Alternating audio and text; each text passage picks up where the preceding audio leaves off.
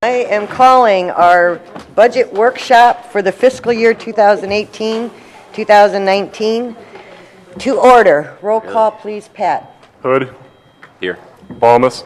Present. Garner. Here. Ross. Here. Dorsenson. Here. Jacobs. And Trustee Jacobs did let us know he's running about 10-15 minutes late, so we expect to see him shortly. All right. I know you guys had an opportunity to meet with staff in advance of this, but it says a public workshop, so we do want to make sure we go over it completely and make whatever adjustments. I don't have to remind you after this many years, this is the most important thing we do all year to make sure that we can operate 24/7, 365 days a year. So Pat, take it away.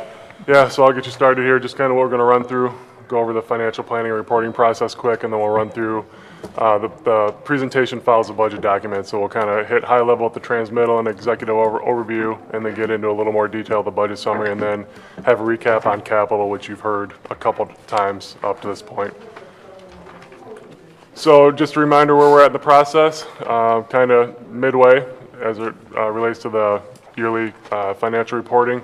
We went over the multi-year financial forecast a couple months ago. At the end of December, Scott and Brian presented the capital plan. Going over the budget tonight, and then once the budget's approved, Brian has his quarterly status reports, and then we end up with the audit that we review in October. Just a reminder on the timeline. So this is really a 4-month, 5-month process for staff. So like I said, we hit the first two here earlier. Beginning in end of March, the budget workshops. One scheduled for tonight. If we need another one after tonight, that would be before the next regular board meeting. The plan currently, which is subject to change based on how things go tonight, is to bring the budget before you for consideration the first meeting in April, and then obviously the fiscal year starts on May 1. From an accounting standpoint, there's just one change I wanted to point out. As you know, the Village Consolidated Dispatch informed the Northeast Lake County Consolidated ETSB. I got a nod from Chris, so I think I'm good there. This fund will be reported as a component unit of the village. What that means is essentially we have no authority over the budget of the actual ETSB or joint ETSB, but it is reported in our CAFR, so the audit at the end of the year, and it is part of our audit. So when Lauterbach and Amon comes out and audits the village, they'll also audit the JETSB, we call it, or the ETSB. So. And then just a reminder, we did maintain our 911 fund, Fund 121, as a pass-through. How that works is we make purchases out of there and then seek reimbursement from the JETSB, so it's a net zero at the end of the year. As we put the budget together, I mean, it's guided by obviously our mission and our key performance areas that came out of the strategic planning process. Just a reminder, we're on our second iteration of the strategic plan that we go through and update. So we report out twice a year. So as we updated it for the budget process, the version in here, section 3 of the budget book, that's been updated. So we're not going to go over it in detail tonight, but you can take a look through there and see the progress that's been made. And then we'll be back again around the July timeframe with a second update. So to keep that in front of you and in front of the department heads to make sure they're working towards those goals set in there. So some of the budget factors, as we got rolling, putting the budget together, obviously, sales tax is our main bread and butter, and we are seeing some declines in there. I mean, we've talked about the impact that online shopping has had, and no legislation to capture sales tax on those payments across the board.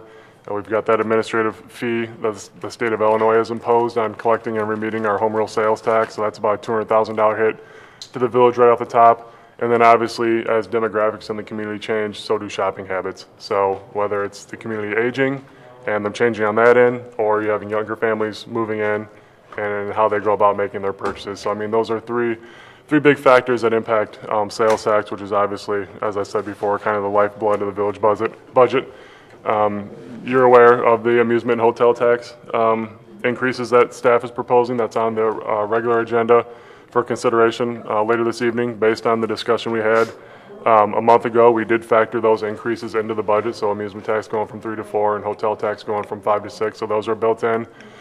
Again, a negative, the income tax reduction, so that 10% reduction, it was originally proposed as a 1-year item at the state level. It's been brought up, and they're proposing it for another year now, so we built that into the budget, so that's a $300,000 hit. You'll see when Brian has an income tax revenue chart here later on in the presentation, we did have a little bump this year, but that's because they accelerated 2 payments. So instead of receiving 12 payments this fiscal year, we'll get 14, and then next year they'll implement that 10% reduction, which will be a $300,000 hit. So between just the two things the state of Illinois did, that was a $500,000 hit before we even got going with the budget this year, which obviously doesn't help. Full-time equivalents are flat. In the budget book, we had it up a half a position, but as we talked about in the one-on-one meetings, there was a part-time position in the administration budget that we envisioned bouncing between the front of the building and the back of the building. With some recent changes in personnel that we've had, we don't think that position's needed, so we pulled that out of the budget. So with our employees being our most valuable, but also most expensive item in the budget, being able to keep headcount flat is a good thing from a budgetary perspective. A general fund balance, as you know, the requirement's 35%. We're still above 60, so that's good in light of everything that's happening. We did have some bonds expire this current fiscal year. That was the police department debt payment. So we took care of that in December, so the police department's paid off, so that was good. So that was $800,000 that we don't have to worry about making those payments on anymore. We do have our economic development agreements that are in place or shaping up. So we have the Great Wolf, which was the key line that we tweaked a little bit. So just a reminder, the net on that to the village is $550,000 is what we end up with at the end of the day. The rest is rebated back to them through that agreement.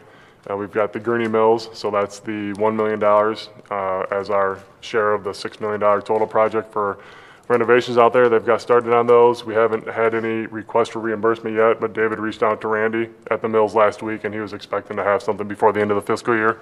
So we had the year-end estimate at $250. I'm not sure if it'll be that whole $250, so we might be changing that year-end estimate, pulling that down a little bit. The Alpha Media, so that's the 4 radio stations we talked about a couple of meetings ago. That's been included in the budget.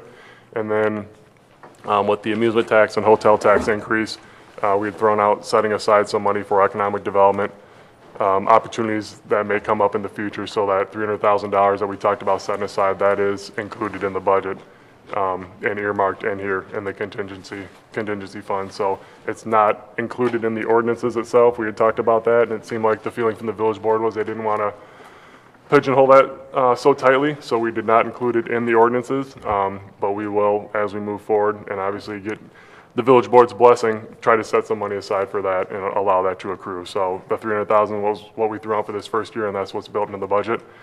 And then the pension fundings for the police and fire, actually, the contributions this year, or the increase, is actually smaller than we've seen in the past. I mean, we've seen some years, I was looking back, 15, 16 was $173,000 increase on the police side and $231 on the fire side. The next years, both of them were over $200,000. So this year we've got a $69,000 increase, or 3.3% on the police side, and $72,000, which is 4.2% on the fire side. So those have been trending down as far as those increases. And as Brian's talked about, there's multiple factors that go into that, including the makeup of the pension fund and investment returns and other actuarial assumptions. But we are funding 100% of what the actuary recommends that we fund. So, and capital improvement fund, as you saw in here, each year we keep saying that it's the village's largest capital program in history, and then the next year we end up doing more. So again, this year will be the largest capital program in the village's history. A lot of that has to do with the Knowles Road Water Tower. But as you know, since we've got that 0.5% home rule sales tax approved 3-4 years ago and earmarked that for capital spending, we've turned Scott and his crew loose as far as playing catch up on the roads, water, some equipment purchases. So with Key Lime, Great Wolf coming out of the picture this current fiscal year, we like to try to do $675, a transfer from the general fund to the capital improvement fund. We weren't able to do that. So that pulled down the capital fund balance a little bit.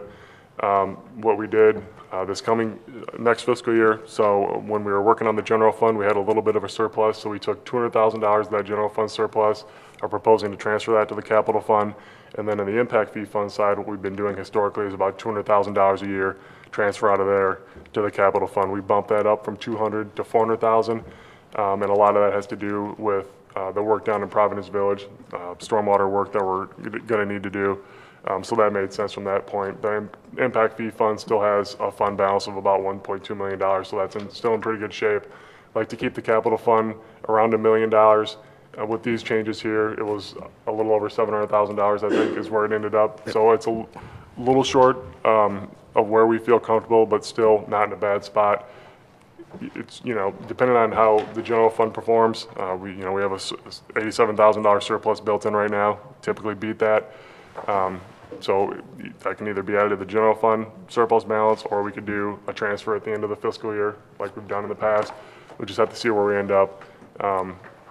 At some point, though, depending on how the general fund performs, we're going to have to scale back on capital a little bit. We've been going great guns a-blazing, have made great progress, but that can only last so long. So sewer fund, like I said, Knowles Road Water Tower, that's the big nut in there. The IEPA loan is on the regular village board agenda tonight for consideration, so we'll go over that again at the regular meeting. And then also new this year, $350,000 for meter change out. This is going to be a 5-year program, update the meters and the reading software where you're able to pull the data real time, don't have to do the drive-bys, sends it all wirelessly. So that's something that we're in the beginning stages preparing for that. So the results of all staff's hard work, kind of the highlights of the budget here. So 18th year with no property tax or utility tax. So that's pretty unheard of in the municipal realm, so we're proud of that. Obviously the increase in amusement tax and hotel tax, as we talked about, those are taxes that haven't been adjusted in 20 or 30 years. And with the desire to keep the tax burden on the residents as light as possible, these are paid heavily by visitors to the community. So that was kind of the direction we looked. Obviously, nobody likes a tax increase. We don't like to have to do that. But when sales tax, is continuing to be flat or declining a little bit, that was where we looked towards. The economic development agreements, like I talked about, continuing with our really aggressive capital plan, holding true to what's in the strategic plan, keeping head count flat, and then keeping that general fund reserve balance up over the 60%. I think it's just something that the village board and everyone can be proud of.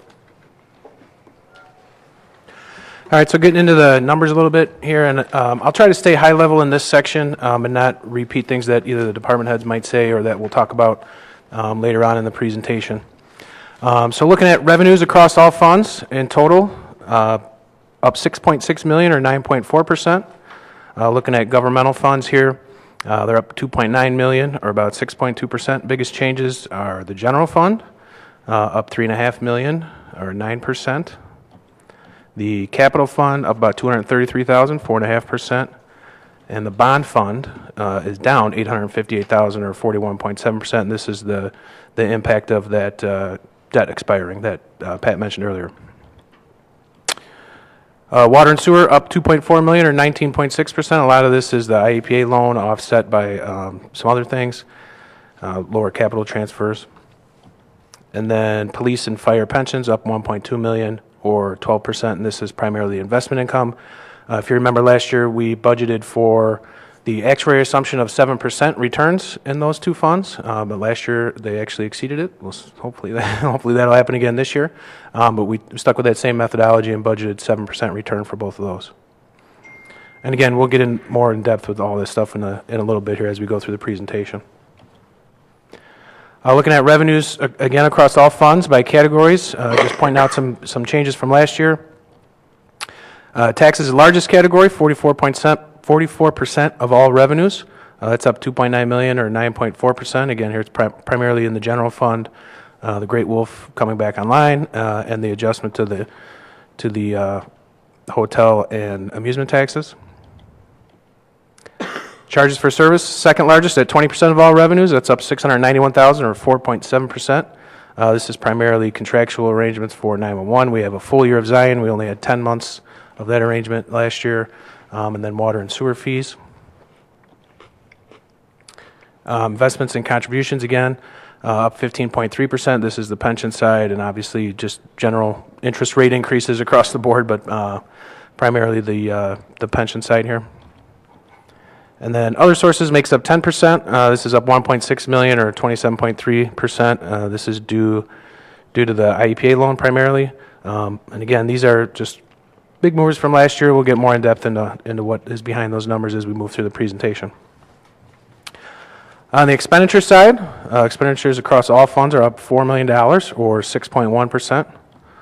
Looking at governmental funds, up $905,000 or 1.8%. Big ones here, general fund up $2.5 million, 6.4. MFT, you see that going down $850,000. That's because we zeroed that expenditure line out. We'll spend those funds every other year to be more efficient in how we file the paperwork there and use consulting dollars and in-house staff to accomplish those tasks.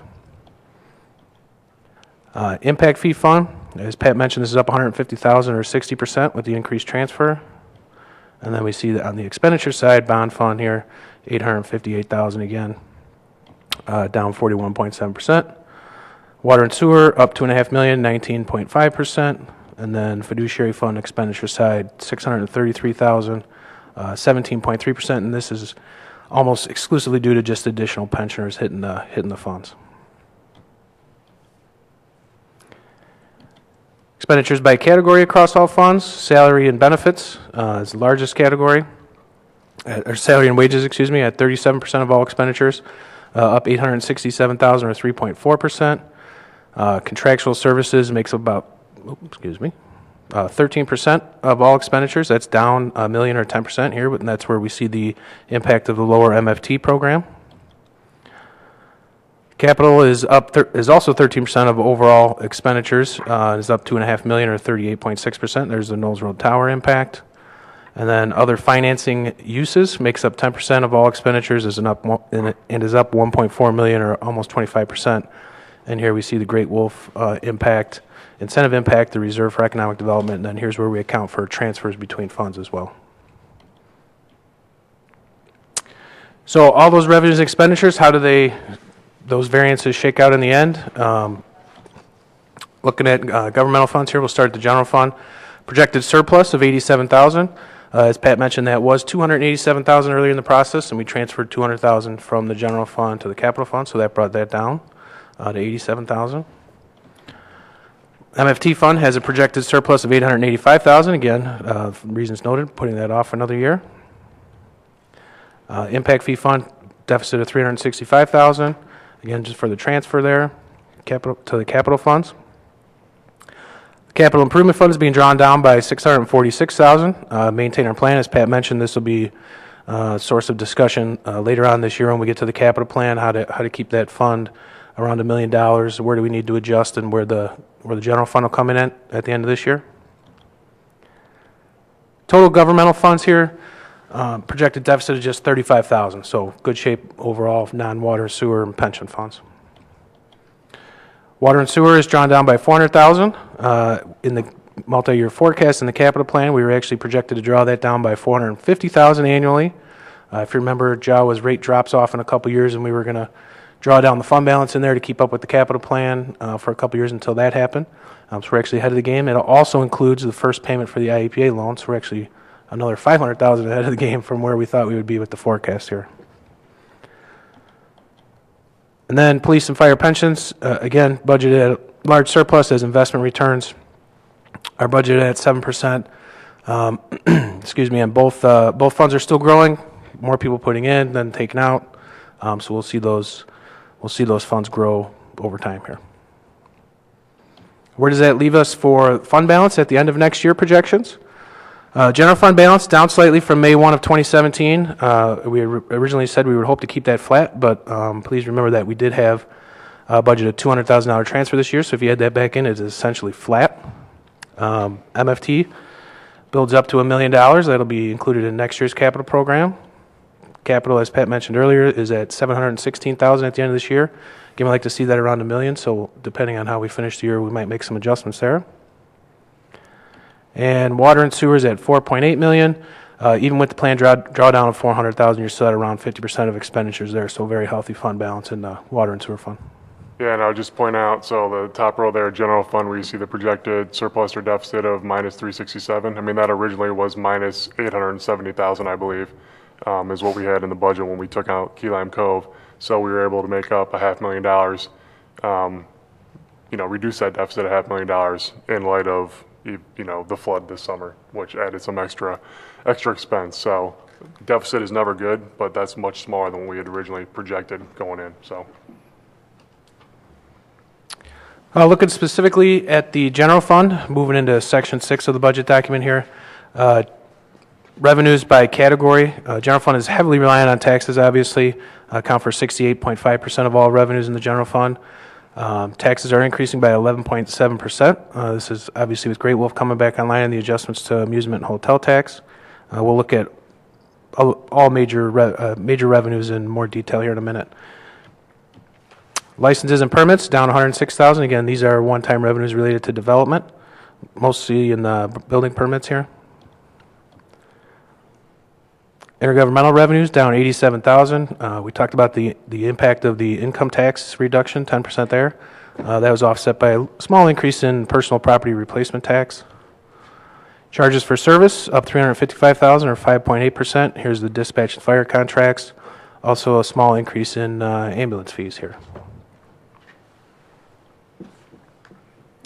Fines and forfeitures up 165,000 or 8.1% in the general fund.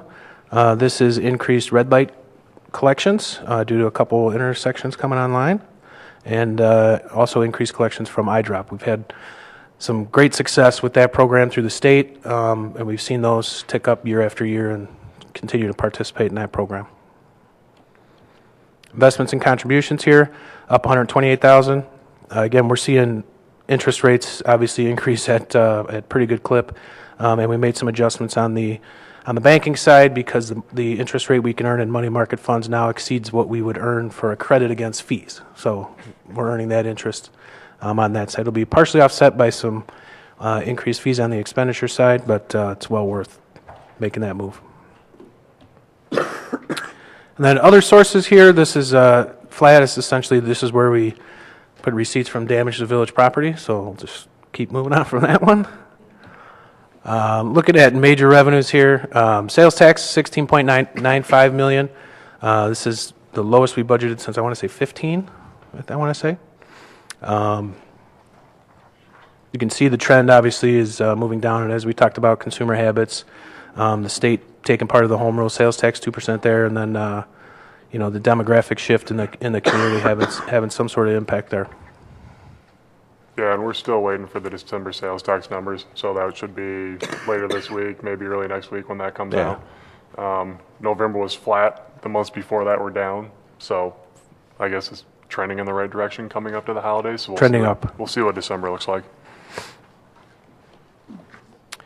Amusement tax here, you can see $3.21 million budgeted for this year. You can see I tried to highlight the portion there that was due to the increase, but essentially it moves slightly year to year depending on what attractions and weather and things like that, but it's slow increases. Looking at hotel resort tax, $3.78 million. You can see the small increase based on just this year's budget, what that would do, and then obviously adding Great Wolf, and then the increase that compounds, bringing them back online, is the big jump here. Food and beverage taxes is our most recession-proof. I love saying that. Our most recession-proof revenue source here just keeps ticking up. You can see in fiscal year 17 where Portillo's was added, there's you get a little bigger jump there than historical there, but very good revenue source that is steady and fairly recession-proof. And then income tax here, you see the spike in 17-18. That's from those two extra payments, and then the reduction in 18-19. $2.9 million total. On the expenditure side of the general fund, salaries and wages are up only $217,000 or 1%. Employee benefits up $313,000 or 2.9%. Professional and technical services up $92,000, 6.8%. Here we see the expenditure side of the red light cameras going up, and then some contract at the front counter. One of the employees at the front counter that we use is on contract, like to stay there, so we included that in contractual services this year. Contractual is up $164,000 or 10.3%. Here we see body cams, which I'm sure the chief will talk about a little bit here in a little bit. That maintenance agreement. Supplies Sorry, not keeping up here. Supplies down 121,000 or 8.1%. This is due to the original body cam expenditure came out of supplies, and then we moved that to contractual as we move forward. And then other financing uses is up 1.9 million or 69.3%. And I got just a little further detail on the salaries and wages. Cost of living increases and staffing changes make up for that almost that entire 217,000. On the employee benefits side, medical insurance, we had reconfigured how we were allocating that with the new software, so that added 122,000 to the general fund. There was a small increase in the overall cost, but most of that is just taken from water and sewer fund, reallocated to the general fund. Pension increases 147,000. Social Security, Medicare increases 33,000. Under other financing uses, here's kind of where we have our incentive agreements and transfers. Great Wolf incentive 2.17 million. Reserve for economic development, as Pat mentioned earlier, 300,000. Transfer to capital, as we talked about, 200,000. Participation with the Mills Alpha Media is up 31,000. All that's offset by a reduction of 858,000 in debt service with that rolling off. And then just to note, this is also where we pay for the Park District bonds that expire in December of 2020. It's about 390,000. Personnel movements in the general fund. Administration eliminated the vacant finance assistant 2 position and added a staff accountant position. This was really a result of the software and the need, that reduced need for more of a data entry and a increased need for more of an analysis position or analyst position. Eliminated the vacant part-time general office secretary. This is what Pat talked about, that we'll make that change for the final budget. That ended up in contractual or professional and technical services. On the police side, eliminate vacant deputy chief position, added the director of support services, so civilianize that, and then added a police officer to keep sworn personnel at the same count they were.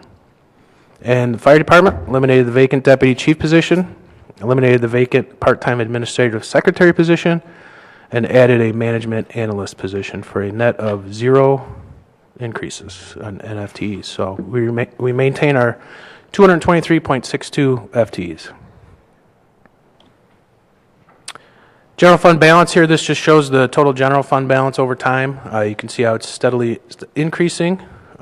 We had in between fiscal year 13-14 a large transfer from the general fund to the capital fund, but that's been building up over time. Over the last couple of years, you see it levels off a little bit. Obviously, with Great Wolf or Key Lime Cove coming offline there, had an impact on the fund balance, but overall, over time, steadily increasing. And with that, we can get into department sections. I'll start off with the administration, and then we'll kind of go to the table over there. Looking specifically at administration within the general fund, up only 33,000 or 2% versus last year. Most of the increase you see in professional services and decreases in salary and benefits is the movement of that part-time staff to contractual. Also under contractual is the addition of the new finance software. So that's in addition to COLAs and regular salary increases, that's the impacts here. Going to results from fiscal year 17-18, financial software, as we mentioned. We're entering the last phase of that with utility billing. I should say the second to last phase. We have business licensing coming next year we're going to look at. But utility billing should be going online here May 1st. Looks like we're still on track for that. We'll do more of a presentation on that and features that are going to come with that for the public when we get to that point. Obviously, middle of the summer flood, had to deal with that. East Grand Phase 1 with the landscaping that happened out there. Renegotiated the incentive agreement with Key Lime Cove, transferred that to Great Wolf. Negotiated incentive agreement with Alpha Media, bring them to the mills. Jack worked on a pedestrian mobility plan. Had multiple business events that Ellen worked on. And Beer Fest, of course, had a successful year at Beer Fest again. Looking at next year, further economic development participation. Not sure what's going to come, but I'm sure that we will be involved at some stretch in maintaining or enhancing commercial corridors here. Phase 2 of East Grand, The Gurnee Process Improvement Committee, taking a look at our permitting processes and then also throwing business licensing in there in conjunction with the new software. And then continuing business events and another beer fest. With that, I'll turn it over to Director Velkover.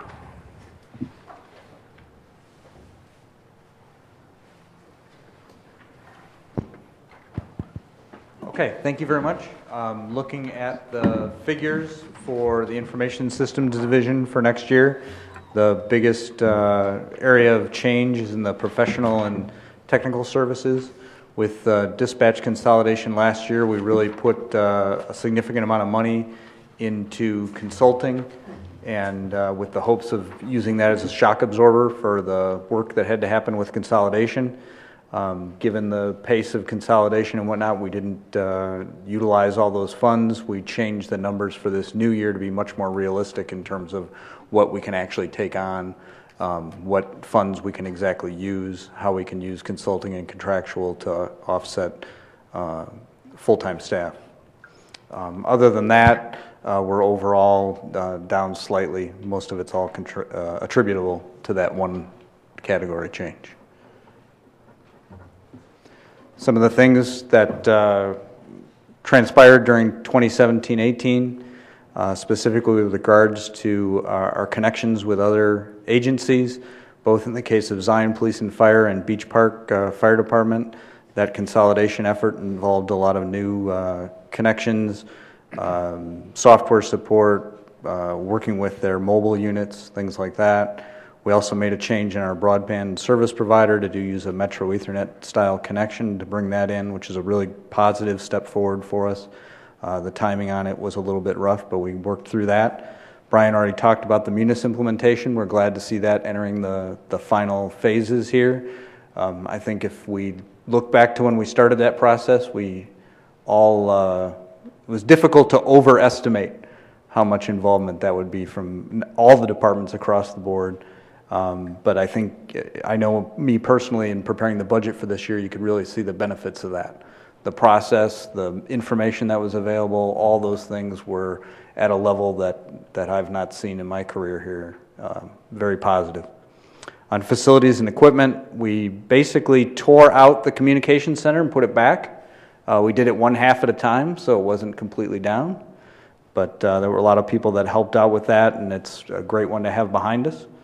We're finishing up some of the changes in the emergency power setup for the police station. I like to tell people this is the one that always keeps me up at night. It'd be nice to have that done. We're really getting to a modern setup on that, so that loss of electrical power is something we have an extremely slim chance of ever seeing, which is certainly a big positive on the public safety side. Through the course of all the things that were going on, we changed out switches, desktops, laptops, copiers, APs, phone sets. All the things we normally do kind of were on the back burner, but they got done anyway.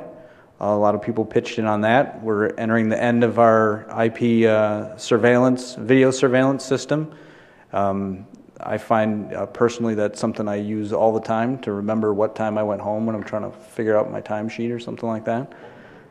And we also did a lot of work at fire stations on structured cabling. We've got a lot of things now for our various buildings where we're on our second or our third iteration of those. And with our familiarity from when they went in, the people we have on staff, we're able to do those at a fill-in project in between other things, keep people busy, keep our familiarity up with it, works really well. 2018-2019, as part of tonight's agenda, we have a fiber project with the help of engineering and Scott and his team was successfully bid and is ready for consideration. Has a significant component working with Warren Township High School. Some follow-up things to consolidation. We have a microwave link we want to finish while we have the grant money available. We want to share our leads connection with Zion Police to look for some cost sharing and improvement in that area. Looking forward on the data records management side, patient medical reporting is high on our agenda for this year. Chief Kavanaugh's really got a great program lined up with that, and it's an area of automation that's probably the biggest gap we have right now. We're also looking at managed file transfer to give employees ways to move files in and out of our network in a secure and safe manner. Jack's going to talk about CRM and request management. And then from a facilities and equipment standpoint, there's dollars in for storage area networking in the capital plan. There's some open-ended discussion about changes at the Mills substation for the police department. And then the utility department is really looking to take a pilot project for lift stations on sanitary and a greatly increased monitoring point of view and spread that across other lift stations. But those are some of the things that major points. Be happy to answer any questions, or otherwise I'll be glad to hand it over to Jack.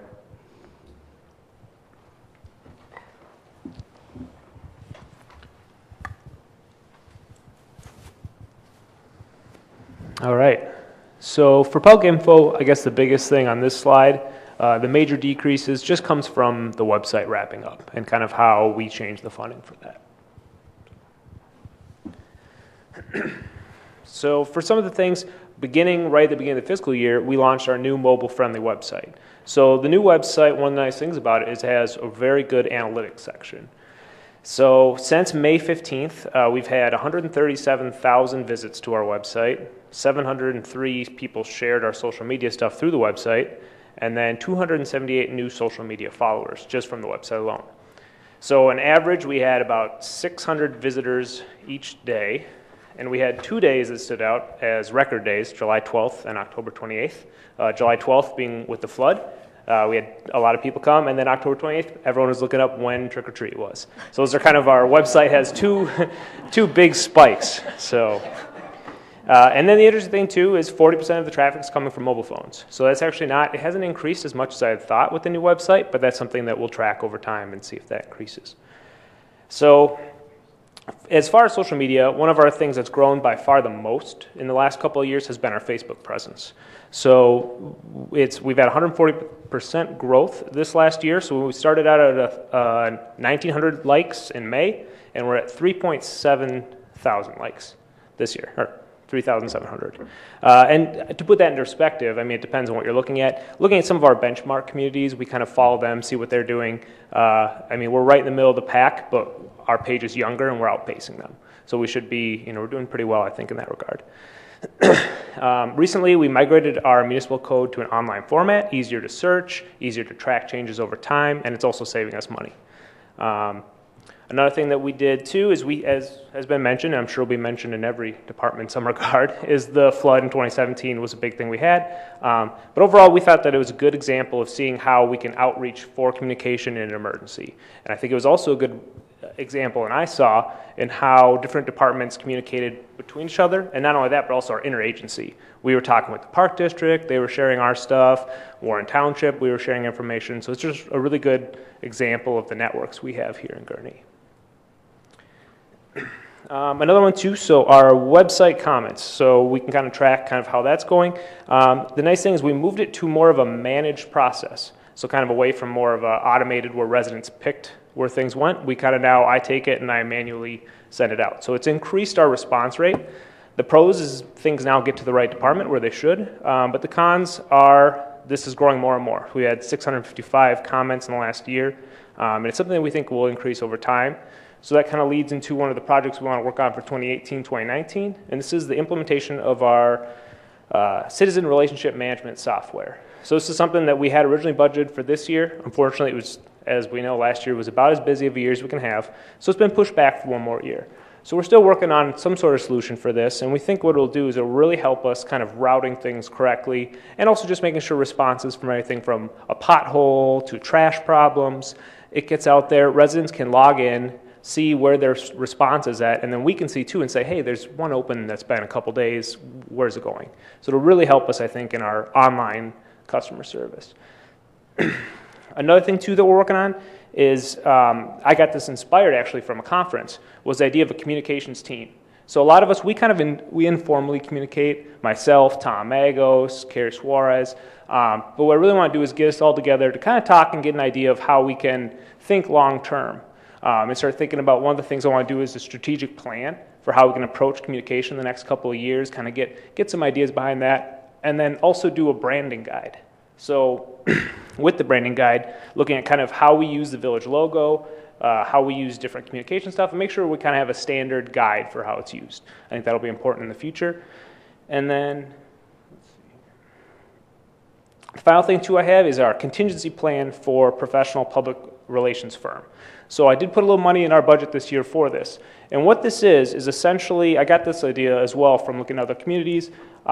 Communities like Ferguson and also recently Fox Lake, when they run into an emergency situation, what they then do is they get overwhelmed. Their staff cannot handle it. So what I think is ahead of time is I want to look at is contacting and finding firms that we can work with to set up relationships, vet them, and have them on retainer if we need them.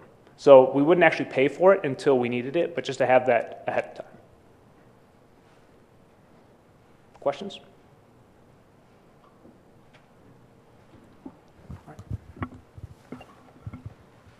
All right, looking at the contractual obligations here, we talked about this a little bit. Big increase here, 1.8 million. This is where we account for the recapture agreements, the reserve for, or the incentive agreements, the reserve for economic development and transfers in between funds. So total budget of 4.8 million. That's up obviously with the Key Lime or the Great Wolf incentive coming back online. Okay, next we'll jump over to community development. First division will be the building and planning, building safety and planning. Current fiscal year, we're finishing the fiscal year just a hair below where we were estimated for budget. Next year, looking to stay flat, with 0.3% increase overall. Some of the, some of the things that we've accomplished this last year, we initiated the comprehensive land use plan. In 2 weeks, you'll be seeing an updated residential building permit fee schedule. It was last updated in 2004, so 14 years old. Some of the fees have been updated as inflation goes up, but several of them have not been touched in many years. So in doing that, we're looking to rebalance the permit fees as well as update some of those. So like I said, that will be coming forward to you in 2 weeks. And then probably the biggest time eater of our year, we oversaw nearly $78 million in new and updated construction in the village, which is a 14% increase over the previous year, which was a 10% increase over the previous year from that, and an 8% increase over the year prior to that. So last 4 years, we've seen significantly increased activity in the building and planning departments. Some of the tasks that we're looking forward to in this coming year is finishing the comprehensive land use plan update. It has kind of stalled a little bit, in all honesty, in the last few months. We've re-engaged with the consultant and are pushing forward. We hope to have some meetings in front of the Planning and Zoning Board here in the next month or two, and then getting that back on track and getting that finished later this summer. We are also investigating and working on doing a complete update to our building codes. We're trying to stay on a 6-year schedule for updating of the building codes to keep us in good graces with the insurance companies and the rating systems for that. So those will be coming later this spring, early summer in front of you. Like I'm doing with the residential codes, I'll also be tackling the commercial building code or building fees, permit fees. Those, once again, have not been touched since 2004. They're a little more complex, so I took the easy ones first with the residential ones, and we'll be following it up with the commercial and industrial permit fees. And then finally, one of our tasks that we're hoping to achieve is to update and simplify the code enforcement regulations. Many of our regulations are duplicate and triplicate in our municipal code, so I'm wanting to get those simplified, put in one place so that we're not contradicting ourselves as we go through and trying to maintain our community. Looking at our engineering side of things. Cheryl, Dave. Oh, sorry. We keep mentioning Great Wolf. How's the progress out there? We've been in close contact with them throughout the construction process. They are still looking at substantially complete mid-May with a soft opening beginning of June and official opening July. That's still their target.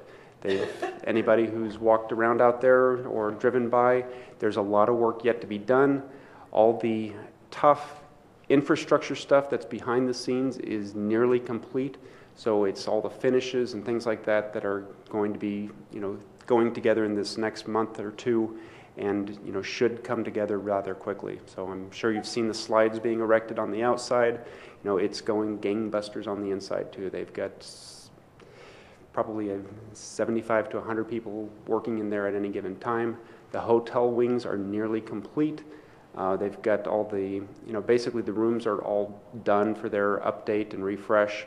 They're just, we've got a meeting actually tomorrow with the crew out there to run through a couple of the hotel rooms, show them what we're going to be looking for as we do our final inspections, and then we'll be running through each of those rooms 413 times, to make sure all of them are safe for our visitors in town. But that will be happening in the next several weeks as we get into there, and then that will leave the just the common areas, the restaurant spaces, and the water park for what we need to inspect. So it's moving along. Like I said, they're still believe that they will be substantially complete mid to late May. Can I ask another question? Sure, Karen. On the prior slide, kind of in the middle on the left for 2018, it said, actually it was the last bullet, oversaw nearly 78 million in private construction. Can you, there is no public construction, correct? This is just building permit covered construction. So everything that is submitted as a building permit has a cost of construction associated with it. So though that construction by residential, by commercial, by industrial, totaled nearly $78 million of investment into our community last year. And did you say, I missed, did you say that was, did you give a statement was it on par with other years? Up 14% from the previous year, which was up 10% from the previous year. Yeah, so it's been, over the last 4 years since we implemented our permit software system, it's been a steady increase, and I think we're over 30% up from when we started on a year-by-year basis. Thank God you got that software. Yes, you can track it. Still takes a lot of manpower. Okay, on to the engineering side. Everything's pretty much status quo on this side. A 3% increase proposed for next year based upon some minor adjustments in salary increases and benefit increases. Moving on to our accomplishments from this last year. Completed preliminary design for the Knowles Road Water Tower and all of our Jawa connection points. We did 400 plus flood response inspections associated with our flooding last summer. We've provided follow-up with each of those and gave recommendations, and some of them were power related that we really couldn't do anything with, but some of them we were able to give some technical assistance and make some recommendations on. Completed the Magnolia and Belle Plaine roadway reconstruction projects, so we're glad to be out of those two areas. Completed several water main reinforcement projects like the Des Plaines River crossing. We had a crossing at Fuller and Grand, a couple of places where we had made some interim closures. We were able to drop back last year and make those complete repairs. And then finally completed the Welton Plaza improvements on East Grand Avenue. Some of the things that we're looking forward to for next year, construction of the Knowles Road Water Tower and all the associated water system improvements. Scott will, has been speaking to you over the last several months about, all that entails. We're going to be doing a water and sewer project for 2 blocks of Highland Avenue. Our 2018 resurfacing projects primarily focused on Almond Road on the west side of town and Belle Plaine, both north and south of Grand Avenue on the east side of town, and then doing drainage projects around Providence Village as well as some other associated areas around town. Any further questions? So have you decided on your design for Almond and Data yet? It is still under review. Okay. And the Providence Village has really, that whole is like scope creep. It started with a few lots and then now it's like the whole subdivision. Yeah, we finished our inspections on this last week actually in Providence Village, so we'll be talking very shortly about that and we'll have to get the community involved. So we're getting really close. Okay. All right, Jeannie? And probably could have asked this during the regular meeting, but how have the communication on the Knowles Tower, have you had any feedback from people on that, or positive? It's been very quiet. We have not received, to my knowledge, any phone calls or comments or questions coming in from the community on that. The site is posted. We've been taking the work effort this year in stages. We started with the brush clearing about a month ago. The tree clearing crew might be there. Actually, the rain, snow tonight might slow them down, but that'll be our next opportunity to kind of show the neighbors, hey, we're moving forward with things. But it's been very quiet. We haven't heard any feedback. Because we've done a good job with communications, I think. There's no, like, the bulldozers. No, honestly, I think people know what's going on or anticipate it versus a bunch of bulldozers show up one day and nobody knew why. So I think the communication, being this far ahead with the that's why I was wondering if there FAQs, was a special page on the website, it's been in the newsletters, we've done quite a bit. So no one should be surprised when the bulldozers show up. Well, some people will be surprised. I think we did a very good job. Jack's done a great job pushing it out, and the feedback I have gotten really has been from nothing near the tower itself. It's been other neighbors in the neighborhoods going, hey, is this going to affect my water pressure? And we're able to quantify that and tell them that, yes, there's going to be a positive improvement, and this is what's going to happen. So I just haven't heard from any of the neighbors out by the tower itself. That makes me just a little uncomfortable. But it'll happen soon. So. Okay. Thank you.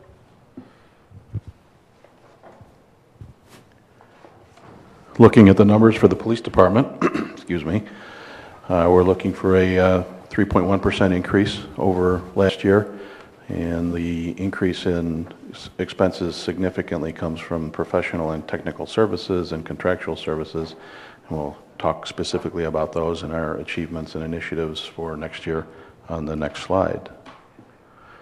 Our body-worn camera program was fully implemented in March. As an accomplishment from last year, our public education specialist, that position was created and staffed last year.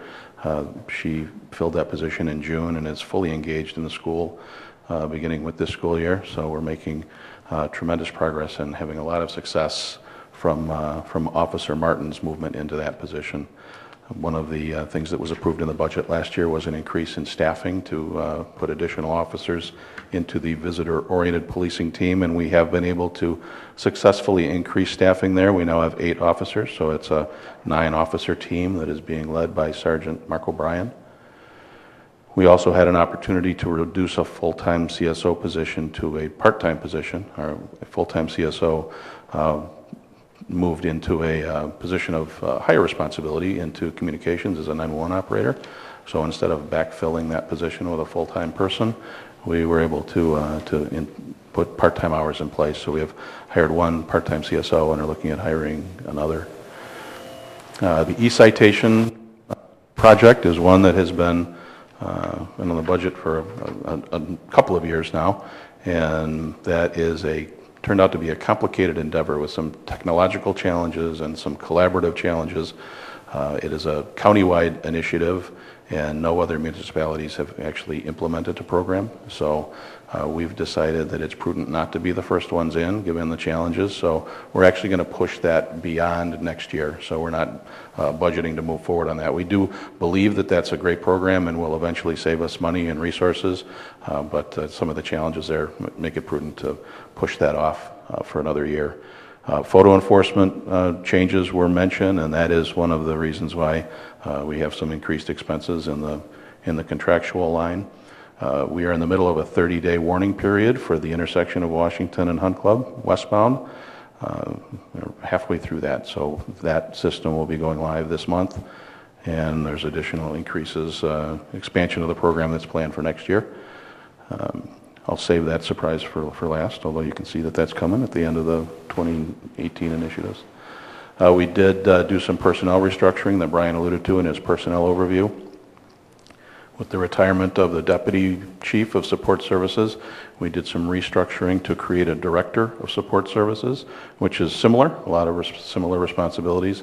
It is not a sworn position, and we have moved the communications structure, the supervisor and all of the folks in the 911 center out from under the Support Services branch of the police department. So the supervisor of communications is a direct report to the police chief now. So that leaves police records, building facilities, fleet, administrative support, including policies and budget assistance, still a significant amount of responsibility that falls to the Director of Support Services. And we were also able, through this restructuring, to recover a police officer position. So with the reduction in the sworn strength, with the Deputy Chief retiring, we'll have another officer that we'll be able to put on the street. And that officer will also be headed toward the visitor-oriented policing team when that person is hired and put in place. One of the other expenses that's increased in this year's budget is the body-worn cameras holster, the firearm holster sensor. The feedback that we had from our officers as we implemented the body-worn cameras was very received well by them. But one of the concerns was opportunities for missing turning on the camera and the opportunity for human error and missed video. And so we wanted to look for as many opportunities as we could to automate that process. So this device is a sensor that goes on every pistol holster that a uniform officer wears. And so if a pistol is drawn for any reason, then that would automatically activate the body camera. So you can see that that's a key time when you would want to have video. So this will ensure that we don't miss video in those most critical of opportunities. The FOP contract and also the ICOPS contract, those are the collective bargaining agreements for our police officers and for our sergeants. Both of those expire at the end of April of 2019, which means we'll begin negotiating those contracts. So another increase in expense in next year's budget is to the cost of a labor attorney. So I don't expect any complications. I think that process will go like it has in previous years, which means we don't have an attorney sitting with us at the table. So that cost may be negligible or maybe zero, but it's prudent going into that process that we have some money set aside for that. So you'll see an increase in the budget for that. The photo enforcement program will expand to another one of the intersections. It was originally proposed back when the system was originally approved by the board, but this is Washington and 21, both eastbound and westbound. So we expect that the permitting and construction process will be underway, if not completed, by the beginning of the fiscal year. So by May 1st, it's possible that that intersection will actually be in place and have photo enforcement in both of those directions. And the question mark of the Gurnee Mill substation, Chris mentioned this under IS because it's the beginning of a long conversation about things that are shared responsibilities between multiple departments, and that is certainly one of them. It's got a big question mark next to it because it's sort of an open-ended opportunity for us at this point. We do have a fully functional substation where we can short-term house prisoners, do booking and processing, and have officers that are permanently stationed and working out of the substation at Gurnee Mills. This opportunity is to have a storefront, to move that from the back office out into the mall area where we'll have a public face and be able to do more things from a PR standpoint. So it's an exciting opportunity that we're working very hard on, but it's still sort of in the very early planning stages. So just to get that on your radar, that's why it's on the slide now. Questions about that before we move on to communications? The substation will be a future topic up here. We've just got some things to work out with Gurnee Mills. So it's staff's got a plan for it, but it hasn't been before the board yet. So it'll get here. And the red light, Washington, Route 21, those were originally established and voted on by the board to be included, but we waited until after there was construction, and then they wanted to give it a 3-year period to see if there had been any improvement in the performance and all this other stuff before they would allow us to move forward with that. So we've been cleared to move forward with that one now. So did I address either of the two? No. Okay, go ahead. When you talked about the body cameras with the holsters, what about the tasers? That's already a function that we have. So The- that's the- already there? The body cameras will automatically activate a number of different ways. If an officer turns on their overhead lights on the squad car, so affecting a traffic stop, that would automatically turn on the body camera. If an officer draws their taser, then that will automatically activate the body camera. And now with this addition, drawing the pistol from the holster will do the same thing. Thank you. Greg? And my question had to do with the substation. Is that a first for malls? Will we be one of the first in the country to have that, or is there another model somewhere else? I'll look into that. If that's something we can take as a bragging point, I'll make sure that we can. I'm not sure. I don't know of any others, but I can't say with any confidence that it's the first. Yeah, especially if we do it right. Absolutely. Yeah. That's good. Yeah, Gurnee Mills is really interested in the partnership, the opportunity to work and use the visibility and the PR that goes along with that and stuff. It's just starting to take an inline retail space, has different cost dynamics, so I did my part, now Pat's got to do some negotiating, and then we'll bring it to the board. Yeah, I mean, we're just trying to get the cost flushed out at this point to just decide if it makes sense or not to do. So as we continue to work on that and numbers are solidified a little bit, we'll keep you guys in the loop, but we just don't have any solid figures yet to bring forward, so continue to work on it. You know, choose my words carefully, the fake news that there's no police presence at Gurnee on the 2 social media sites that are not our friends. And there always is a police presence there. So, there's a lot of positives we can do with that substation being in line, but one of the big things is then nobody will say that anymore on social media that the Gurnee Police Department is not at Gurnee Mills, because they're there all the time. It's just they're in the back. The officers aren't in the back, but it's just Office spaces. Yeah, we just that bothers us, and we've tried to communicate that, but it just keeps filtering up on social media that so this is another way to tap that down and send a strong message. Karen. First of all, I really hope we can make that work, the substation. I think that is essential, just to echo what the mayor said. I mean, while I'm not on the super negative sites, because I blocked, I still fake know sites. that everybody, you hear even on the positive sites, people bring that up about police presence, and whether it's a single incident that may never happen again at Six Flags or anything at Gurnee Mills, any positive, proactive, additional force is just essential for being our core funding sources. I wanted to ask a question. You don't have to answer it now, but I guess I'd like to see what or be aware of, I don't want to be that micro in it, but be aware more of our Washington and 21 red light camera communication plan. Because it's one of those things that we're told we have to hear it 5 to 7 times. So to me, my question would be, would it be beneficial to get all the noise and garbage out now? And is that why possibly we want to make sure we're over communicating? Or is it not as beneficial and not knowing the process and letting it go with the mud that'll happen when it does go live? Well, I'm always a believer in over-communicating is better than under-communicating, and there are some requirements that we have to meet as far as press releases and putting out information. We've done that previous to the 30-day warning period that began at Washington and Hunt Club.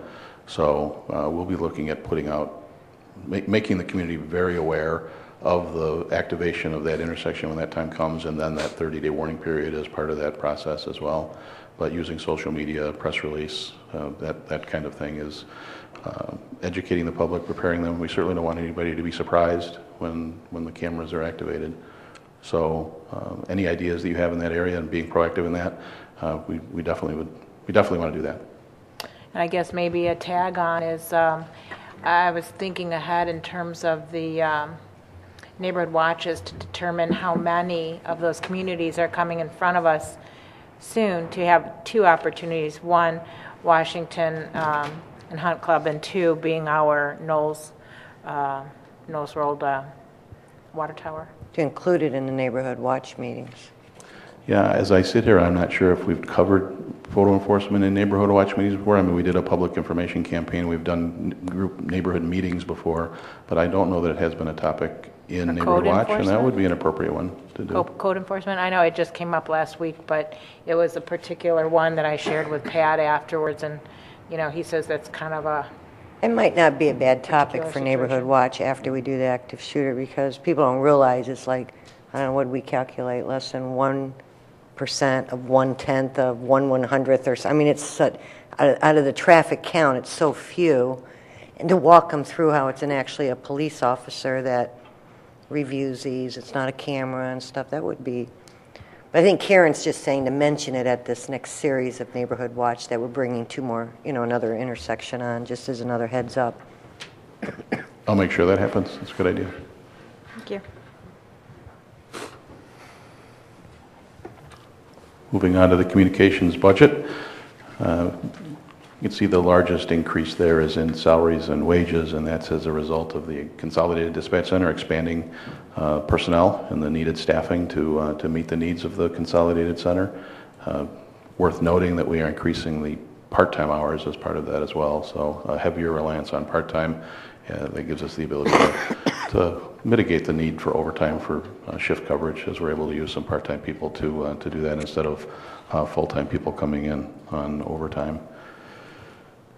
Looking at the results from this year and initiatives for next year, thankfully Chris has talked a little bit about some of these things already, since there is quite a bit of crossover between communications and IS, and I'm not going to try and outdo him because his ability to speak to the technical aspects of this are exceptional. But the dispatch remodel was a significant project in advance of the consolidation to reconfigure the way that the workstations are set up and to expand from 5 positions to 6. So that was a kind of a big deal. The UPS and the redundant power supply, Chris has already talked about, so I'm not going to try and outdo that. The consolidation itself is noted on there as a significant accomplishment. I think this year could be called the year of the consolidation. It was all-consuming for many of us. I think from the leadership of Pat, the village administrator, to all of the departments that were involved in this, finance, IS certainly, and then somewhere along the line, police and fire got involved in that, because I think we have something to do with that too, but it feels like we were just customers in that process a lot of the time. But that was a big deal. And May of 17 is when Beach Park Fire came online, and then the big one that doubled the size of our center was Zion Police and Fire coming in July, which was, as Jack pointed out, the July 12th date of the flood. July 11th was the date that the consolidation became live, so we were tested by as much chaos as we could possibly have had on that first day. So that was the collective bargaining agreement with our communications folks. We just completed that. That again was one that was conducted with 2 representatives from the employee group, and our team got together with assistance and strong support from Christine in HR, and we did that without having an attorney at the table with us, because we enjoy a good relationship with them and kind of built on the work of ICOPS with our sergeants. So it was a process that we were able to do without any real significant cost as far as a labor attorney is concerned. Going forward into next year, future partnership opportunities, the consolidation story rolls on. We don't have any particular partners in the pipeline now, but we are positioned to add additional strategic partnerships that make sense. So we'll be continuing to look for those, and as those opportunities come up, you will be among the first to know about them. But that's the Quad 1 radio configuration is a development in the radio system. Currently there are 2 radio frequencies. Gurnee and Zion are on one frequency, and Newport and Beach Park are on the other. Did I do that right? Close enough. 2 are on one, 2 are on the other. The effort here will be to consolidate that into a single radio that all of the fire departments will be on. And then the microwave connectivity with Zion, Chris has talked about better than I ever could, so I will not. And then the ongoing training of personnel and communications, that is a result of bringing in all these new folks. So there are some basic things that need to be attended to, some basic telecommunicator training, emergency medical dispatch training, getting everybody on the same plane there. So a number of basic things that we'll need to accomplish this year and put a lot of effort into training, not just bringing them online and bringing the training up to par, but additional certifications and specifications that we'll need to accomplish there. So. Are there any questions about the communication side of things? I have one. I know you said you don't have anything in mind right now for future partners, but is there an ideal size you're looking for? Is there something too big, too small? You know, I think we would hear a proposal and have a discussion with anybody. You know, there are some that would pose greater challenges than others. You know, a smaller fire department would be easier to incorporate. A larger police department or a police and fire department like Zion would be a much bigger project. So there's probably things that we would favor over other bigger projects, but I don't think that we would not have a conversation and look at anybody that was interested in consolidating with us. Okay, I mean, is there like something that you would think would be better fit for the county rather than us, or is it just too hard to tell at this point? You know, it's interesting now that really geography is not a real limitation. You know, there are departments, communities that are in the middle of Lake County that are having their dispatch services provided by Glenview.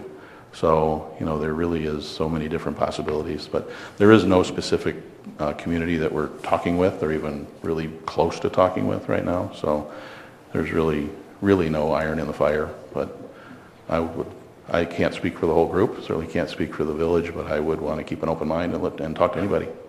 Okay, thank you. And we're participating with the county in their larger, so the county has proposed consolidation 9112, which goes further than what the state's required. And we're submitting the county, so the county's done phase 1 study. They're looking to continue on with a more fleshed out study. They've asked for a financial commitment from those that want to participate. The JETSB passed a resolution committing that funding to participate in it. They're having some intermediary meetings, bringing together public safety officials, some village managers to talk about if there's some things that they can come to an agreement on before the county moves forward, hiring a consultant to look at it further. So to try to shrink that scope a little bit if they bring a consultant on board. So we continue to participate in that. There's a meeting coming up, I think, next week where Chief Kavanaugh and I believe Chris are going to attend that with some other public safety officials. So that's kind of that intermediary meeting. The county, the deadline to pass a resolution to make a financial commitment was either March 12th or 13th. So they're going to wait until we get to that date, see who's come forward, and then reassess how they're going to move forward. So there'll be more coming from the county on that. I mean, like Kevin said, I mean, we're open for business. I think our biggest limitation is just space. We only have so much space to put so many people before we're adding on to the building or something along those lines, which is obviously very costly. So a partner that makes sense for us within our space confinements, you know, would be our biggest challenge and limit the size of who we could bring on. So. Can I ask, is that, I saw tonight, and I'm sorry, I skimmed it and didn't really, that there would be a $30,000 It's 30,000 they're asking, something like yeah. that I saw? Yeah, that's what it is. Because Waukegan is doing that with. Yeah, they Waukegan's were the only one so far. Yeah, they're before North Chicago tonight, I believe. The assistant county administrator told me to speak before their village board to let them know kind of what their plans are, and they've been before Waukegan. So, I mean, we'll see where they're at the 12th or 13th. Obviously, if they only have 2 or 3 people that are willing to participate, probably not going to go very far, or they're going to have to, you know, reimagine what they want to do. So at this point, it's just a commitment from us. Obviously, I mean, the JETSB won't spend any money until they've got a solid plan in place. So we haven't sent them, JETSB hasn't sent them a check or anything. Okay. Just made passed a resolution that said if this moves forward, we would participate, or be willing to participate. I wondered if that was going to affect us in the budget, and so.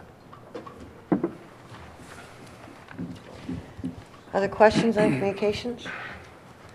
All right. Okay, so the fire administration budget, as you can see, is up 0.2 for next year.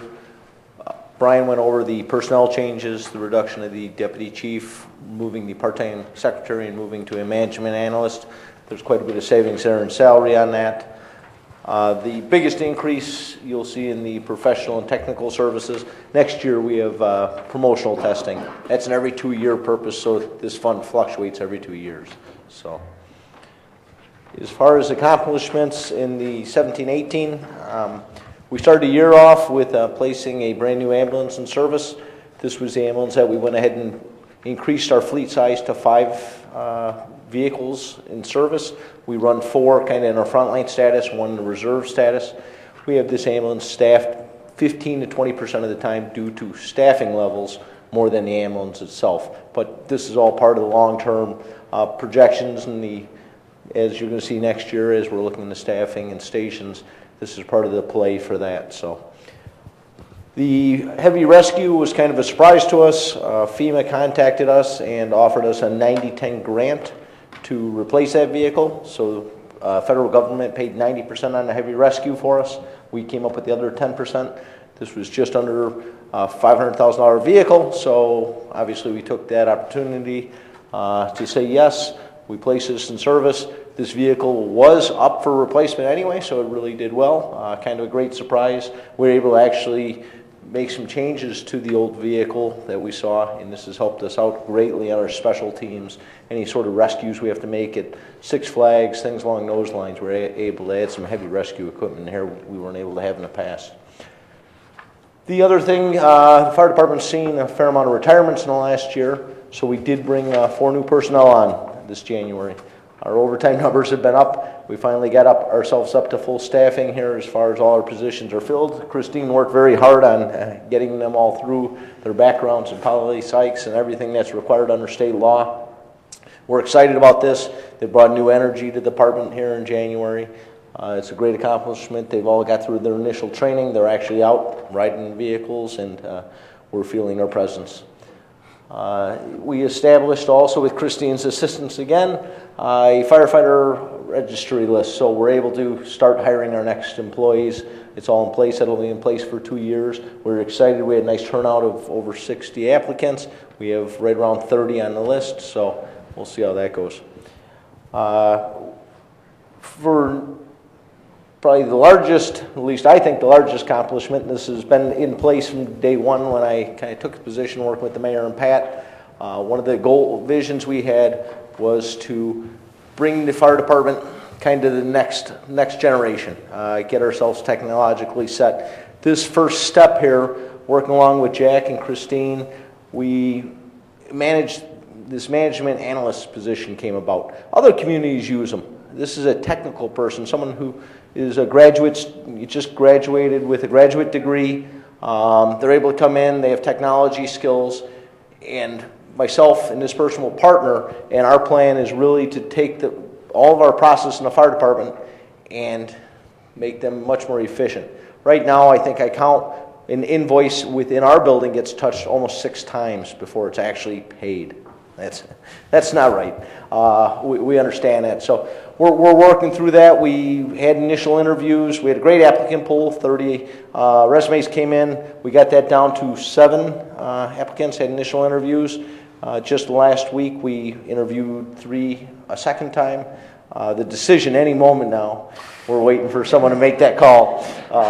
It's tough. All 3 are very qualified candidates. And I went to Christine with an idea. She said, "You can't do that, John," so I've got to make the call on my own, I guess. So we're excited about getting that going. So I thank everyone for all your help with that process. As far as next year, we are set to go live with electronic patient care reporting. We actually have meetings up here early in April. We've been working with IS on this. We're actually going to bring in our billing companies as well while we're doing this.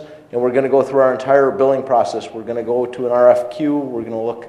We've used the same billing company for 30 years at the same rates, everything in place. Going electronic, we should see some cost reduction in there. So finance and IS will be at the table right alongside us. We'll be working on, with the technology, the efficiencies. We should see reduced costs there. And we're told increased revenues. So we're hoping for that to play out. The other thing, I kind of touched on this, we're going through, we have a plan next year to go through all of our administrative process, starting with payroll, working through invoicing, trying to get this all up to modern standards, getting it all computerized, get ourselves off so much paper. The amount of paper we're using in the fire departments, you know, it's not how we should be. The last one, I find the exciting one. We're looking into Fire Station 3 and all of our staffing models. Working along with the battalion chiefs, we've put a study together. It's been presented to the mayor so far and the village administrator. We're also keeping the fire district board apprised of where we're at on this. You saw it in our 5-year plan that we believe there's some good locations out there for Fire Station 3. We think we can do it with a little additional staffing. We're getting the equipment up in place. We have to get the staffing in place and then the building. So that plan will be in front of you as we move forward in time. It's a good, exciting plan. So, any questions? Great job. Either way. So we have a division called Foreign Fire. This is money that comes in. It's designated specifically for what's called the Foreign Fire Board to use. They have a number of expenditures, but we just put the total receipts in contractual services, and they spend it how they see fit and vote on. In Public Works, the biggest increase you'll see for next year is just wages and benefits. Other than that, everything else is pretty well flat across the board. Our initiatives or results from this year, we revamped our snow and ice control, and so far this year we had 17 events, 2,700 tons of salt, and 35,000 gallons of liquid, and that number will probably change tonight as I see it snowing outside. So 225 LED street lights were upgraded, and that is in conjunction with engineering's projects. So we are right on track with them. So as they move through the village on their projects, we follow up behind them, change LED lights, change street signs as well. On our traffic control sign inspection, we replaced 200 traffic control signs this year, and we're now in the west side of the village. Everything west of Route 21 west of Hunt Club has to be completed. We have treated 1,008 ash trees, removed 107 of them, and replanted 120 for this year. So that's half of the trees. So we do that now every other year instead of every 3 years as we originally started back in 2011. And this year we have repaired 42 storm basins out of 150 that we inspected so far. For the initiatives next year, we will continue with our snow and ice control revamp as equipment, technology, materials come around. We'll continue LED streetlight upgrades, our traffic control sign inspections, EAB treatments, and storm inspections. So it's kind of a program we continue on until we're all over and done. Any questions on the street side? On the vehicle maintenance side, it's pretty much a flat budget as well, little increase in salaries and benefits. This year, as we do every year, we continue to replace our vehicles, and this year we replaced 5 police squads, and we went to a smaller vehicle, to a Ford Explorer, only because we had 2 canine officers that requested not a Tahoe and not a car, but something in between. So we decided, along with the police chief and our vehicle maintenance supervisor, to test out the Ford SUVs, and they so far have been doing very well. We haven't had any questions with them. We replaced 2 large plow trucks, 2 small 1-ton trucks. We replaced a backhoe with a track excavator for water and sewer, and we replaced a small compact excavator, and 3 of the vehicles from PD were rolled down into community development, which we have been doing for the last 5 years. We continue to track all of our vehicles since 2009 in CFA, which analyzes all the data, all the equipment, all the repair costs, so we can make great decisions on vehicles. So our initiatives for next year will be identically the same. There's really not a lot more to go into vehicle maintenance than doing that. I believe Craig gave me a number this afternoon that we are probably 85% replaced all of the vehicles since 2009 to this date. That includes Public Works, PD, and Community Development. And I think, John, you're probably about the same as Fire. You're probably longer than I am. So any questions on the vehicle maintenance side? No, they seem to be running good. Yeah, we're moving. Looking at the municipal building maintenance here, this is the division that accounts for our building maintenance contracts, custodial services, landscaping for the municipal buildings.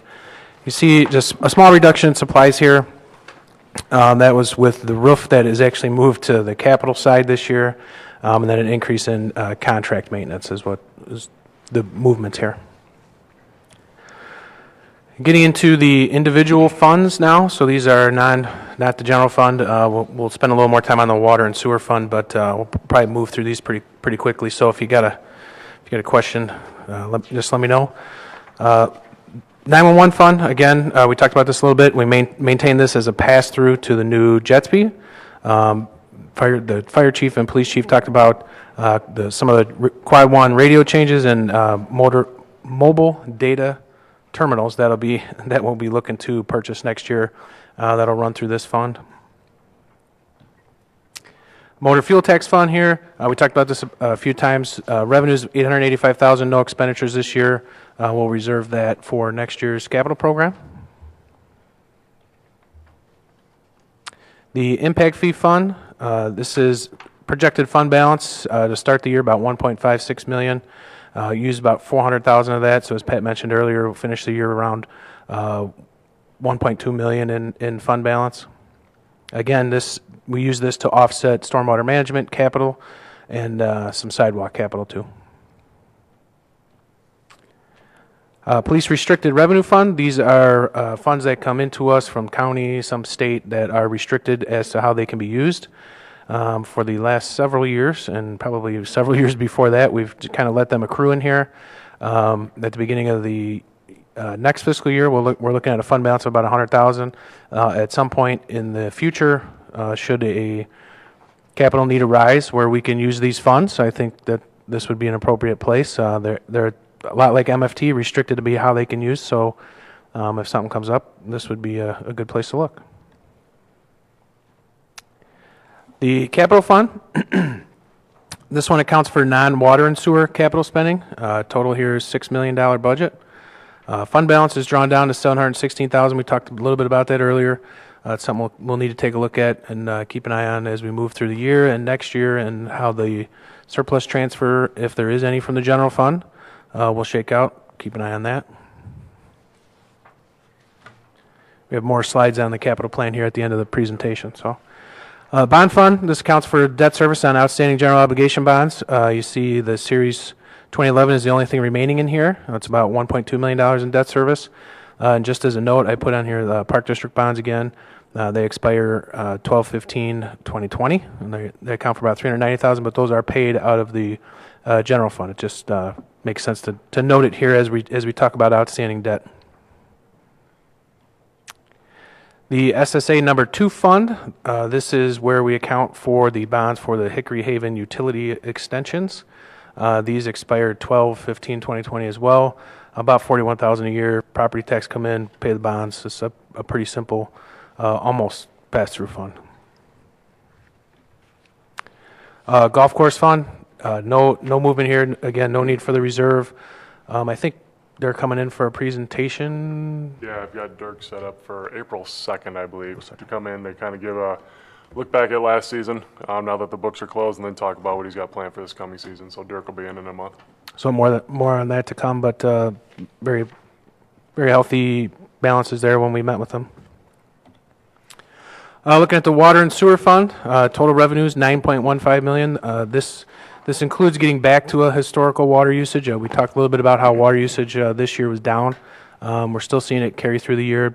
It's lessened a little bit, but it was at one point up to 5% down from previous years. A small portion of that being the Great Wolf key lime impact, but also just general weather. Expenditures here, $9.55 million. Here's where we see the $400,000 use of fund balance. We got some details on the next slide here. Going into the year with a $5.2 million fund balance, coming out of the year with $4.8 million. This is better than what we had planned in our multi-year forecasting capital plan spend down. And it also includes the first $500,000 of the IEPA loan payment. So doing much better than we had anticipated, at least through the forecasting and capital program. On the capital side, big thing here, Knowles Road Tower, you see 5.71 or 5.73 million in expenditures. The Knowles Road Tower is $4 million of that. Other related capital here, $1.7 million, Hunt Club water main replacement loop, and then Public Works did budget for a pickup truck to be replaced in the water fund this year. And I will let Tom go over the results and initiatives. Okay, for the water and sewer, for the results from last year, we completed the hydrant painting program. That was year 5, so that's completely done. We replaced 10 obsolete hydrants. This is year 2. We'll continue that program. We flushed and flow tested all of the hydrants in town, and we inspected 203 distribution mainline valves, which is an ongoing program as well. So going into next year, we'll still do a hydrant replacement in year 3. We will start doing the hydrant auxiliary valves. Those are the valves that are in front of the hydrants. Those will all be exercise and maintenance performed on them if need be. We will continue to water distribution mainline valve inspection and repair. That's year 2. And then as Scott and Chris and Brian had mentioned, SCADA upgrades to our sanitary lift stations as well. Just ask a quick Jeannie. question. But can the new water meters that you're getting, can they be taken off and used someplace else as they come, you know, like if a house gets torn down? Yeah, yes. If they meet a certain criteria, yes. Age and what system we're taking off and what we're putting on, yes. Okay, thank you. Mm-hmm. All right, moving on to the last few funds here. Police pension fund. Total revenue here is $6.4 million. That includes employer contributions of $2.2. That's what the village puts in. Employee contributions of $988,000, and then investment income again here budgeted at the 7% actuarial assumption of $3.2 million. So in the end, a contribution to net assets, as it's called in accounting terms, in the pension fund of $3.8 million here. Fire side, total revenues $4.97 million. That includes employer contributions of $1.81, increase to $72,623. Employee contributions of $502,000. Investment income again budgeted at the 7% actuarial assumption of $2.7 million, and that comes out to a contribution to net assets of $3.3 million. So increase in the fund there. And then the last one, this is the component unit we spoke of earlier. So this is the draft budget from the JETSB, or from the joint ETSB, that is shown here. Again, component unit of the village, it'll be reported almost as like a separate entity in our CAFR. Will be audited with us. The official ruling, I guess, from the auditors is it's required to be a component unit because we hold the majority of the positions on the JETSB. So we have some sort of control over that, so then it falls onto our financial statements. So a couple things here. 50% of the PD generator UPS backup. Mobile data terminals, I mentioned before, replacement here, both on the Gurnee and design side. Looking at expanding to a fully functional, and Chris, stop me if I missed something here, a fully functioning supervisor position. And then we have, as we did this year, a reserve for future capital, which would be at some point software changing and some hardware changeouts when we get, if we get to that point. CAD systems, right. Moving into the capital program, not a whole lot of changes here. In fact, the only change was we removed $75,000 that we had kind of erroneously in the original capital plan when we presented it. That was for pavement striping that we had kind of left over in the MFT fund. So we zeroed that piece out. So that'll be the only change from the capital plan that we looked at in December to this budget. But total capital plan, $11.7 million. That's made up in 2 funds, the non-water and sewer capital improvement fund of $6 million, and then water and sewer capital fund of $5.7 million.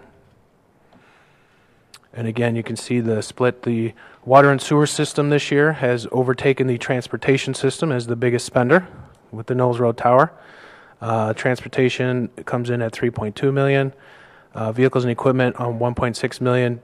Building improvements, which we had talked about, includes a couple roofs here at $797,000, and then stormwater management at $473,000. In the transportation system, some of the projects that actually Scott had mentioned, a lot of these already: Almond, Belle Plaine, Long Meadow, Grand Avenue Concrete East Grand enhancements, and then Providence Village under stormwater management. And then there's some budgeted funds for floodplain acquisition. And then obviously the Village Hall and Fire Station 1 roofs that need some work, replacement. Water and sewer system, Knowles Road Tower, Hunt Club water main, Almond booster, and then some sanitary sewer and lift station work. And then on the vehicle side, and no changes here from the capital plan. 4 squads, a fire engine, 2 dump trucks, 1 pickup truck, and some IT equipment. I should say IT kind of general equipment. Big ones here, backup equipment and sand storage, which I believe is storage area network. All right, storage area network. So it's networked storage space, essentially. Technical. And that's it. I'm happy to take any questions. I like the pictures. I don't know who picked them, but all the little pictures in the capital improvement, very descriptive, helps. The line item with the new financial software is really, really nice too. Please share with your teams. You guys did a phenomenal job last year. The budget looks good. I know a lot of hard work went into it, but we got a lot done last year. It's just absolutely amazing. And the budget is almost not, it's almost flat for this year, and we're going to get even more done. So that really is a testament to how hard everybody on your staffs work. Questions? I think what really helps, these budget hearings used to kind of go on forever. At least that's the way they felt for me. But I think the quarterly financial updates that we get and we go through, so we're very well informed on revenues and expenditures before we get to the once a year. The multi-year forecasting, that exercise is very good and keeps us well prepared. And doing the capital improvement plan separately, it gets it. So we're really down to just what are the numbers, and I think that doing this in smaller chunks throughout the year make this so much easier. That's just my opinion, because I remember those Saturdays from like 8 to 2, and that was a lot. And I'm sure it wasn't any more pleasant for any of you. All right, I know we have some food for us, so... Yeah, if there's questions between now and, the one-on-ones help too. Yeah, April 2nd, let us know. We'll continue to look at revenues and expenditures as we get some more time under our belt. We get that December sales tax number. Yes, that's a biggie. Get these numbers adjusted, so expenditures down, revenues up a little bit more, hopefully. Just to echo what the mayor said, it's, the department heads are making it easier and easier on me because they know I'm a tightwad, so they don't come in asking for, the moon and the stars. Even I'm afraid to ask for anything. So it's a friendly negotiating process that everyone is on the same page. They come with what's needed to continue to provide the service level and services that the communities come to expect, so they don't ask for anything more than that unless it absolutely makes sense. So, and that's what's in this budget. So hats off to them for working with me on it. So. All right, do I have a motion to adjourn our public hearing? Motion by trustee Garner, second by trustee Ross. All in favor say aye. Aye. Adjourned. We'll be back at it at 7 p.m.